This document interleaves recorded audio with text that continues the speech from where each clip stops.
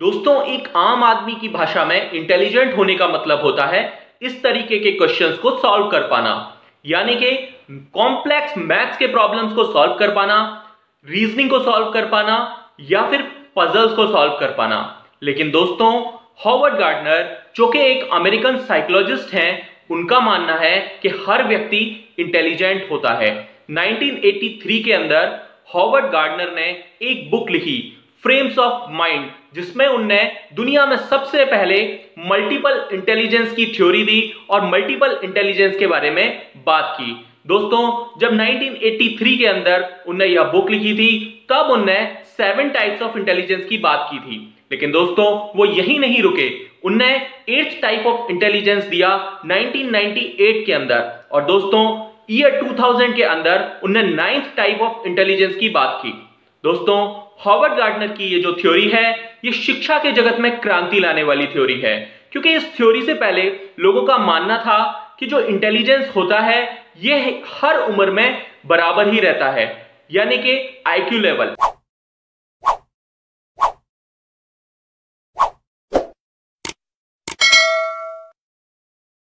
दोस्तों, इस थ्योरी से रिलेटेड कुछ बेसिक क्वेश्चंस बन सकते हैं एग्जाम के अंदर, जैसे कि थ्योरी ऑफ मल्टीपल इंटेलिजेंस किसने दी? तो आंसर होगा हॉवर्ड गार्डनर। और दोस्तों, एक क्वेश्चन ये भी बन सकता है कि हॉवर्ड गार्डनर के अकॉर्डिंग कितने टाइप्स ऑफ इंटेलिजेंस हैं। अब बहुत सारे यूट्यूब वीडियोस के अंदर आपको 8 देखने को मिलेगा, किसी के अंदर 9 देखने को मिलेगा दोस्तों। तो जो लेटेस्ट है वो है 9, और हो सकता है भविष्य में ये 9 से 10 हो जाए या 10 से 11 हो जाए, क्योंकि हॉवर्ड गार्डनर अभी भी अपना शोध कर रहे हैं और वो जिंदा है दोस्तों।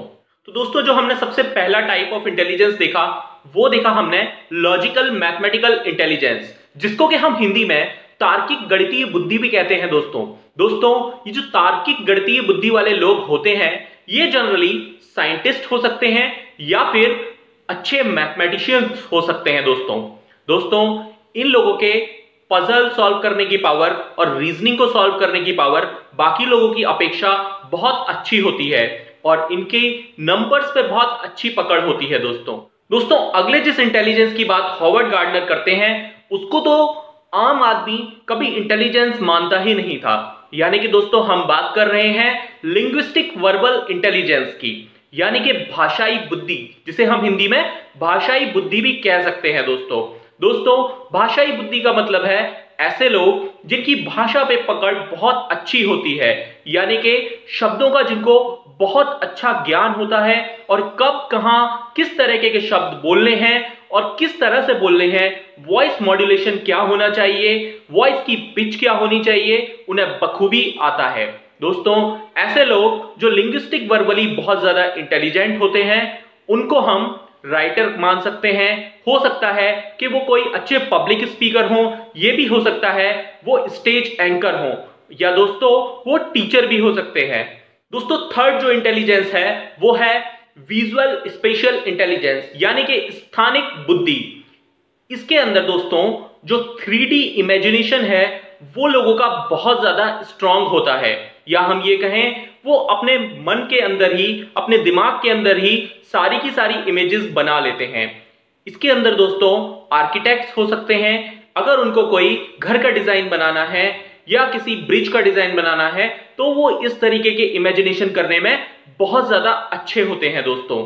इसके अंदर पेंटर्स आ सकते हैं, इसके अंदर मूर्तिकार आ सकते हैं, इसके अंदर इंटीरियर डिजाइनर्स आ सकते हैं दोस्तों, फैशन डिजाइनर्स भी आ सकते हैं, जिनका इमेजिनेशन बहुत ज्यादा अच्छा होता है। Friends, next is musical intelligence, जिसको कि हम हिंदी में संगीतीय बुद्धि भी कह सकते हैं दोस्तों।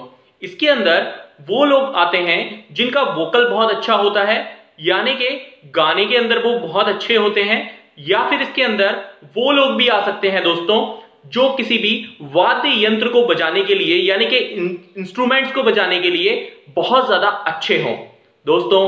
ऐसे लोग या तो म्यूजिक कंपोजर हो सकते हैं या सिंगर हो सकते हैं, और इनकी रिदम पे बहुत अच्छी पकड़ होती है। और दोस्तों, अगर कोई बच्चा है जो म्यूजिकल इंटेलिजेंस में बहुत अच्छा है, तो आप पाएंगे कि वो गानों को बहुत जल्दी याद कर लेता है, या फिर दोस्तों जो उसको किताबों में कविताएं पढ़ाई जाती हैं वो बहुत जल्दी याद कर लेता है दोस्तों। फिफ्थ है बॉडीली काइनेस्थेटिक्स इंटेलिजेंस, यानी कि दोस्तों हिंदी में हम कह सकते हैं शारीरिक गतिक बुद्धि। ऐसे लोग बॉडी की क्षमताओं का भरपूर इस्तेमाल करते हैं। वो कोई स्पोर्ट्स पर्सन हो सकते हैं या फिर वो कोई योगा ट्रेनर हो सकते हैं जो कि जटिल शारीरिक मुद्राएं बना सकते हैं, या फिर दोस्तों वो कोई डांसर हो सकते हैं या फिर एक अच्छे एथलीट भी हो सकते हैं। और दोस्तों एक सबसे इंपॉर्टेंट चीज जो कि एग्जाम में पूछी जा चुकी है, न्यूरोसर्जन। जी हां दोस्तों, बॉडीली काइनेस्थेटिक पर्सन न्यूरोसर्जन भी हो सकते हैं। दोस्तों जो 6th टाइप ऑफ इंटेलिजेंस है वो है इंटरपर्सनल इंटेलिजेंस, जिसको कि हम पर्सनल अदर इंटेलिजेंस भी कह सकते हैं। दोस्तों इसके अंदर वो लोग आते हैं जो दूसरों की भावनाओं के प्रति सचेत रहते हैं, दूसरों की रिक्वायरमेंट्स को बहुत अच्छे से समझ लेते हैं। और दोस्तों ऐसे लोग बहुत ज्यादा फ्रेंडली होते हैं, इनके जनरली बहुत सारे फ्रेंड्स होते हैं। दोस्तों ऐसे लोग कोई साइकोलॉजिस्ट हो सकते हैं या कोई काउंसलर हो सकते हैं जो दूसरों की नीड्स को बहुत अच्छी तरह से समझ सकें। दोस्तों 7th जो इंटेलिजेंस है वो है इंट्रापर्सनल। इसको हम पर्सनल सेल्फ इंटेलिजेंस के नाम से भी जानते हैं।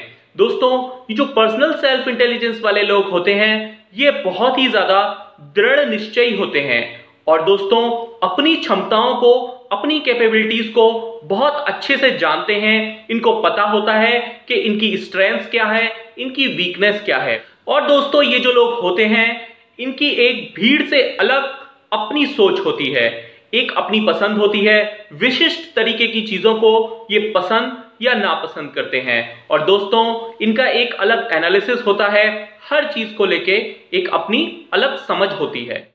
दोस्तों 1998 के अंदर 8th type of intelligence add किया हॉवर्ड गार्डनर ने, और वो 8th टाइप ऑफ इंटेलिजेंस था नेचुरलिस्टिक इंटेलिजेंस, यानी कि प्रकृतिवादी लोग। यानी कि दोस्तों ऐसे लोग नेचर लवर होते हैं, फार्मर हो सकते हैं, बायोलॉजिस्ट हो सकते हैं या कोई गार्डनर भी हो सकते हैं, जिनका के प्रकृति में बहुत ज्यादा प्रेम हो, वो प्रकृति में बहुत ज्यादा रुचि रखते हो और प्रकृति के बारे में उनको अच्छा ज्ञान हो, फूल पत्तियों के बारे में या फिर जानवरों के बारे में।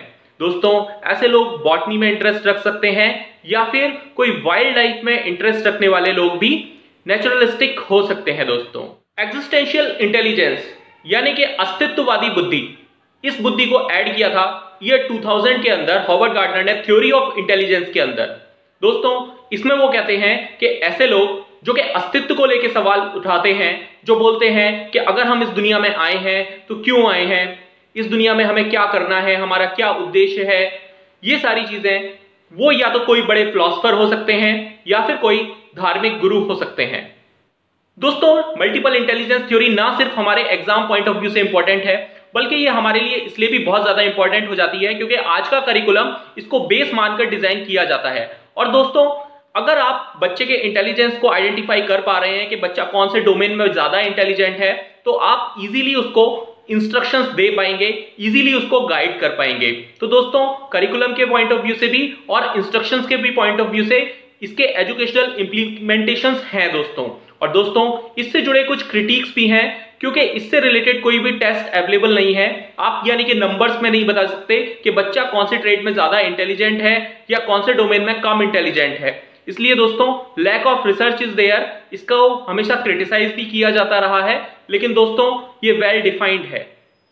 फ्रेंड्स हमने इतने सारे इंटेलिजेंस की बात करी, तो आप मुझे कमेंट बॉक्स में टाइप करके जरूर बताइएगा कि आप कौन से डोमेन में ज्यादा इंटेलिजेंट हैं।